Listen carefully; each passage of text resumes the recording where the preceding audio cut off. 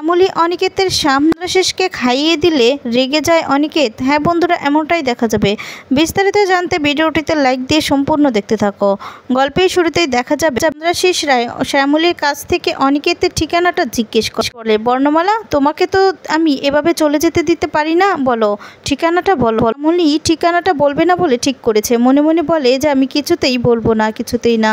আর তখন চন্দ্রাশিস বলতে থাকে, আমাকে জোর জবস্তি করে বিয়ে করেছো আর ওদিকে ফুলসজ্জার ঘরে আরেকজনকে ডেকে নিয়ে এসেছে। কি ভেবেছো এক ফুল দুমালি নৌকায় পা দিয়ে চলবে? শ্যামলী বলে, চুপ করুন, একদম চুপ করুন আপনি। আর তখন বলে, দাঁড়াও মালা, আঙুল তুলে কথা বলবে না। কাজ তুমি করেছো, নিজে খারাপ কাজ করে আবার গলা চড়াচ্ছ না। বর্ণমালা, কি ব্যবসায়ী, ব্যবসা তো তোমার থেকে শিখতে হবে। তখন বলে, আমি তো বলছি এখানে কেউ আসেনি। চন্দ্রাশিস বলে, তাহলে কেউ আসেনি?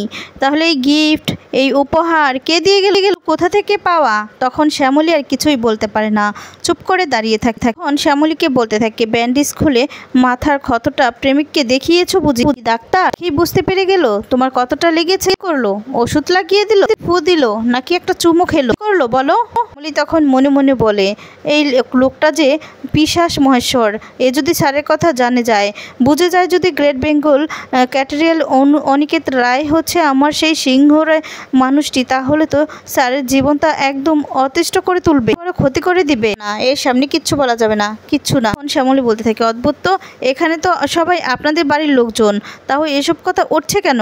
আর তখন চন্দ্রাশিস বলছে, কারণ তুমি আমার কাছে মোটেও সুবিধা ঠেকছো না, কোনো কথাই আমি বিশ্বাস করি না, করছি না। বর্ণমালা, আমার প্রেমিক এই বাড়িতে এসেছিল, সে নিয়ে আমার কোনো ডাউট নেই। একটা কাজ করো, ওকে ডেকে নিয়ে আসো, আমার সঙ্গে আলাপ করে দাও, যাও।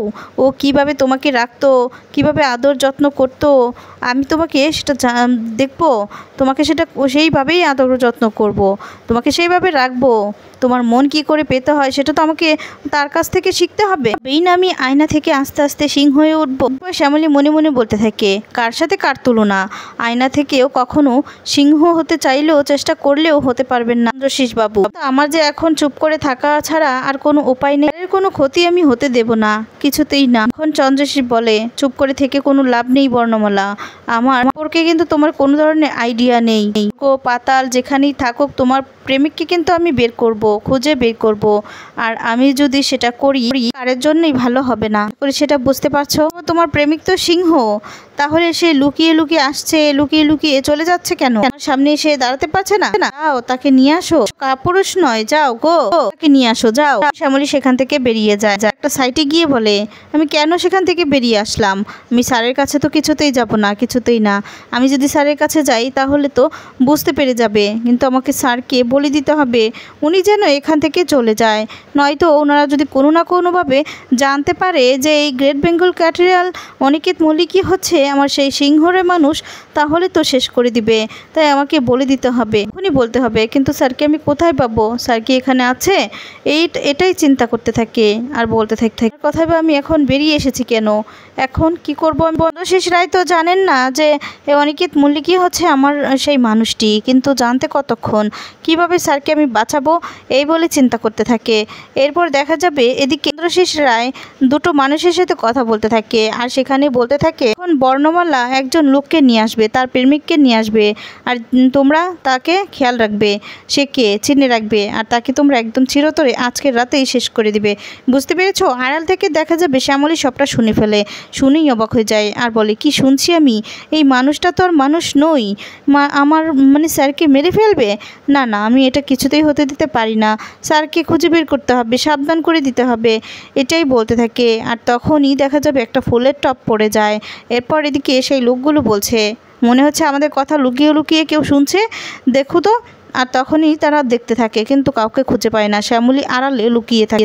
বলতে থাকে, এখানে তো কাউকে দেখছি না। তখন ওরা চলে যায়, আর শ্যামলী বলে, ভাগ্যিস লুকিয়ে পড়তে পেরেছিল। ছেলেকে দেখা যাবে অনিকেত একটা সাইডে চলে আসে আর বলে, আমি কেন চলে এলাম? কোনো ভুল করিনি, যা ভুল করার উনি করেছেন। ওনাকে তো আমি বলেছিলাম যে আমি ভালোবাসি, আমার মনের কথা তো আমি বলেছিলাম, উনি তো আমাকে কথা দিয়েছিলেন যে আমাকে সকালের মধ্যে সব কিছু ঠিক করে দিবে, আর আমি তো ওনাকে বলেই দিয়েছি যে আমি ওনাকে খুব বেশি ভালোবাসি, উনি তো তারপরে চলে গেছে আমাকে ছেড়ে। তো আমি কি করব, দোষ তো আমার নেই, কিন্তু ওনাকে জবাব দিতে হবে, ওনাকে দিতেই হবে।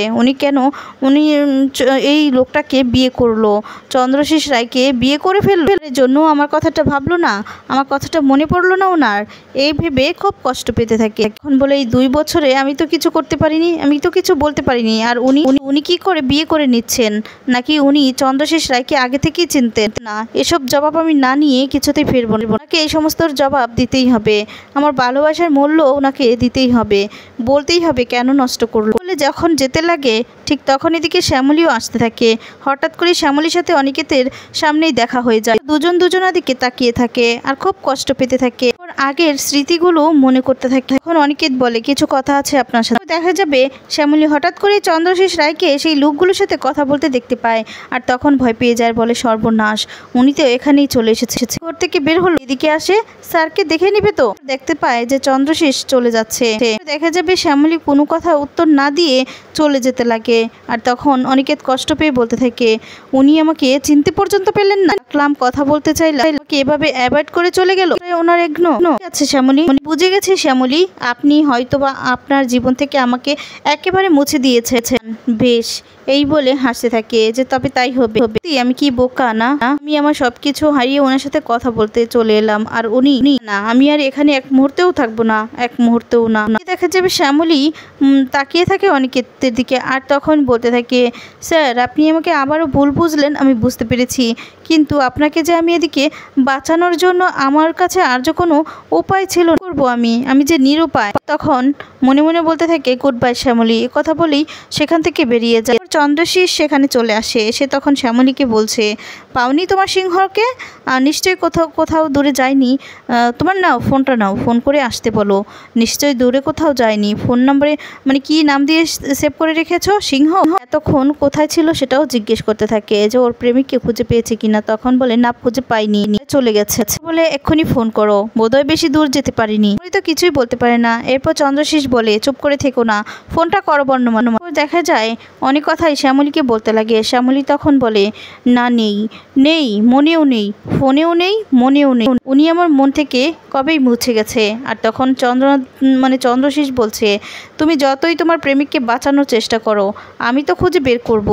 দেখা যাবে অনিকেত তো বাড়িতে ফিরে আসে। অনিকেতকে সূর্য তখন বলে, আমি একটা কথা বুঝতে পারছি না, তুই এভাবে কাজ ছেড়ে হঠাৎ করে যে চলে এলি, কাজ সম্পূর্ণ না করে। আর তখন ম্যানেজারকে আমি সবটা বুঝিয়ে দিয়েছি, ওনারাই করবে। অপরাজিতা বলে, কি বলছিস বলতো, তুই ম্যানেজারকে বুঝিয়ে দিয়েছিস, ম্যানেজার সবটা করবে, কি বলছিস তুই? নানান কথা বলতে থাকে। সূর্য তখন বলে, এই শ্যামলী থাকলে আমার কোনো চিন্তাই থাকতো না। আর তখন মুখ ফুসকে বলে ওঠে, শ্যামলী তো ছিল সেখানে। বলতে থাকে, শ্যামলী তো সেখানে ছিল, যা শুনে সবাই চমকে যায়। অপরাজিতা তখন বলে, 2 বছর পর ওই মেয়েটা আবার ফিরে এসেছে, কিছু তছনছ করে দিয়ে এসেছে না, এই বলে খুব রাগ করতে থাকে। আর তখন সূর্য বলে, অপরাজিতা তুমি থামবে? আচ্ছা অনি, তুই কি বলছিস, তোর সাথে শ্যামলীর দেখা হয়েছিল? সূর্য তখন বলতে থাকে, 2 বছর পর মেয়েটা আবার ফিরে এসেছে, খুব ভালো হয়েছে। মেয়েটা চলে যাওয়ার পর কত কিছু যে হয়েছে, সব কিছু যেন একদম তছনছ হয়ে গেছিল। অনি তুই একটা কাজ কর, মেয়েটাকে আবার ফিরিয়ে আন। তখন বলে, দাদাভাই তুই এসব কি বলছিস বলতো, অলিদিকে তুই কোথায় দেখেছিস? আর তখন সূর্য বলে, তুই চুপ করবি? ও যখন বলেছে শ্যামলীর সাথে দেখা হয়েছে, তাহলে নিশ্চয়ই হয়েছে। অনি, আমি ওকে খুঁজতে বের হচ্ছি। আর তখন এই বলে বের হয়। আর তখন বলে, বাবা শোনো। আর তখন বলে, চল না, আমি কাকিমার সবাই মিলে নিয়ে আসবো ওকে, চল। এরপর অনেকের তো খুব রেগে যায়, আর বলে, বাবা শোনো, তোমাদেরকে বারবার করে শ্যামলীর নামটা এই বাড়িতে উচ্চারণ করতে বারণ করেছি, তারপর তোমরা কেন উচ্চারণ করো? এবার তো বলেছি তোমাদেরকে, শুধু শ্যামলী দিনও যায় না এই বাড়িতে যে শ্যামলীর নামটা উচ্চারণ হয়। খুব রাগ করতে থাকে।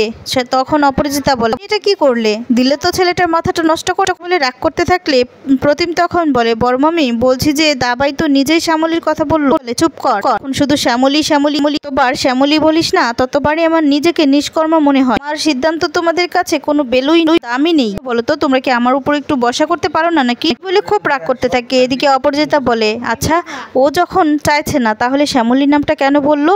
যাক বাবা, ও যখন ফিরে আসেনি খুব ভালো হয়ে আমার মাথাটা আর খারাপ করবো না। দেখা যাবে অনিকেত বারবার করে শ্যামলীর কথা ভাবতে থাকে আর খুব কষ্ট পেতে থাকে। প্রিয়া বারবার করে অনিকেত জিজ্ঞেস করতে থাকে যে কোথায় দেখেছে। আবার অনিকেত কল্পনা করতে থাকে ঠিক যে এই চন্দ্রশীষ বাবু পরিয়ে দিচ্ছিল আর কষ্ট পেতে থাকে। এরপর দেখা যাবে শ্যামলীর কাছে তো আবার অনিকেত ছুটে যায়, কিছুতেই থাকতে পারে না। এদিকে দেখা যাবে চন্দ্রশীষ রায় অনেক কথাই বলতে থাকে শ্যামলীকে আর নিজের হাতে খাইয়ে দিতে বলে। তখন বাধ্য হয়ে নিজের হাতে খাওয়াতে যাবে, ঠিক তখনই অনিকেত চলে আসে। অনিকেত এসে দেখতে পায় যে নিজের হাতে শ্যামলী খাইয়ে দিচ্ছে চন্দ্রশীষ রায়কে, আর এটা দেখে খুব কষ্ট পায়, চোখ দিয়ে জল পড়তে থাকে। ইচ্ছে না থাকলেও বাধ্য হয়ে খাইয়ে দিতে হয়। তো বন্ধুরা, আজকের আপডেটটি তোমাদের কেমন লেগেছে কমেন্টস করে তোমাদের মতামত জানিয়ে দাও। ধন্যবাদ।